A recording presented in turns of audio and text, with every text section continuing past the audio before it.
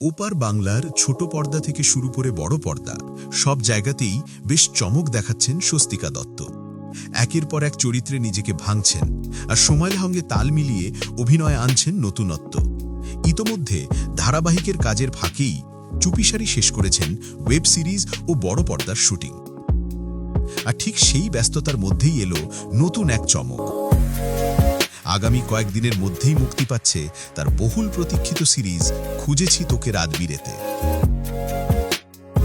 গৌরব চক্রবর্তী ও অনিন্দ সেনগুপ্তের সঙ্গে একই ফ্রেমে দেখা যাবে স্বস্তিকাকে, যেখানে প্রেম, দ্বন্দ্ব আর অন্ধকার রহস্যের আবহে জড়িয়ে আছে তাদের গল্প।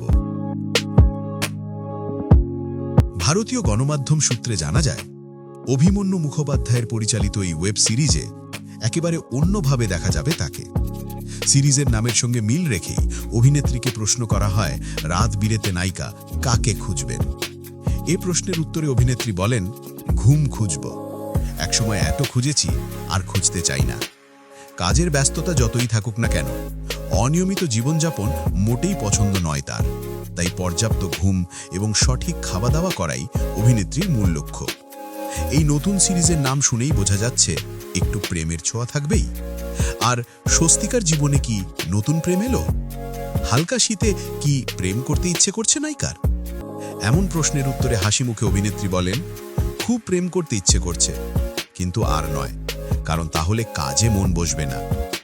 এই ওয়েব সিরিজেও সম্পর্কের গল্পই দেখবে দর্শক। স্বস্তিকা জানান, ভালো চরিত্রের ওপর তার খুবই লোভ।